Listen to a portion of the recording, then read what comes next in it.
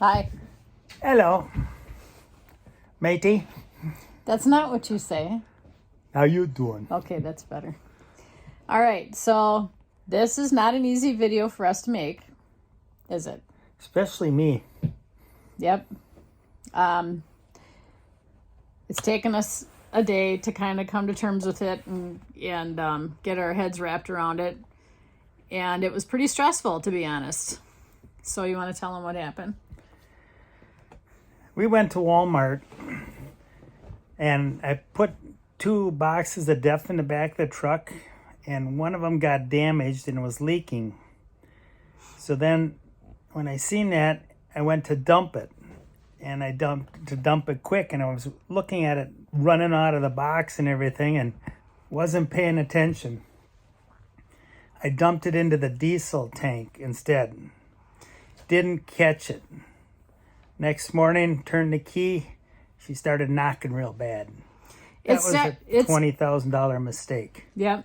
It started running like normal, and then all of a sudden, as we were starting to hitch up, it ran really loud and started knocking. And I looked at Rocky and I said, "There's something wrong." He's like, "I don't know. It's probably just cold yet because we just started it." And he started to walk back towards the cab, and it shut off.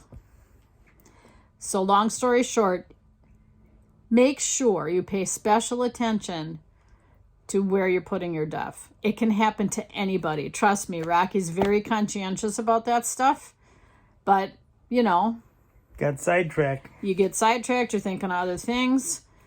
Be careful. It's very expensive, especially if you run it with it in there. If you dump it in and you catch yourself before you start the truck, you're good, but don't start it. Do not start it. What you do is you have a wrecker come and take your truck to the dealer so they can get that stuff, or to a mechanic, and get that all out of the gas tank. Because if they do that and flush the tank, you're good.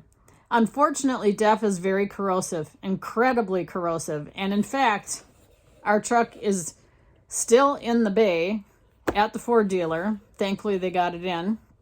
And they showed us all the Def in a big pan. And we're hoping they flushed everything out right away, because if they didn't, then things are going to be even worse and the truck could potentially be totaled. And by the way, your insurance does not cover it. Ours didn't. Ours does not. And most insurance, from what I've read online, does not. If another business does it and they put it in the wrong receptacle, then their insurance would cover it. But yours most likely will not. So learn from our mistake. Our solution to this, because obviously we're stuck in Oklahoma, we have no way to move our rig at all because the truck is dead. We had to pull it with the Jeep. Thankfully, we had the Jeep. We pulled it over to Cummins, which is like half a mile away, Ford, and they snuck it in, thankfully. And I can't say enough good things about Cummins. They've really been helpful with this. So we spent all day yesterday and all day today trying to figure out what we were going to do, and looking at other trucks and thinking, are we going to stay here for weeks because all the parts are back ordered, of course. So it could be here for a month or two. We don't know. We don't want to stay here. Not that, Oklahoma, you're good. It's just not our thing. There's no hiking and no bike trails or anything like that. So we're a little bored. So anyway, we found this truck. It's a 2020. Yep. And it's got all the specs that we were looking for. It's 3 years newer than ours was, but it's got more miles on it, right? Yeah. Yeah. It'll be fine because it's got the aluminum body just like ours did, and it'll last forever, basically. So it's basically like it's new. As long as you put Def in the right receptacle. So we're thinking we're gonna make some sort of flap that hangs over the diesel fill, just to make you stop and think, because it could happen again. When you're out traveling and stuff, you're thinking of the truck next to you might hit you, open their door into you, the dogs are barking, and stuff happens. A lot of this Ford isn't very bright when they come to putting your Def right next 2 inches away from your diesel intake. Yeah. And Dodge figured it out. Ford, our Chevy's got it underneath the hood. Or Chevy, yeah. Dodge and Ford are both and- next to each other. All they need to do is put a flap over, your fuel intake, and then you can't do it unintentionally, Yeah. Yeah. or put two doors on it, or put the DEF on a different side of the truck, or anywhere else. Anything.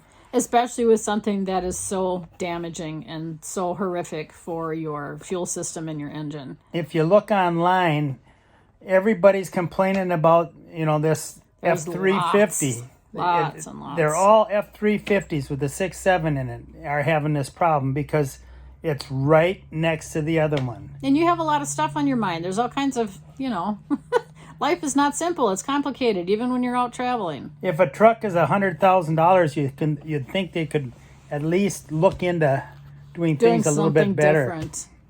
So anyway, we hope you learn from this. We learned from it. We are embarrassed and horrified, obviously, and that's a whole crap ton of money to dump.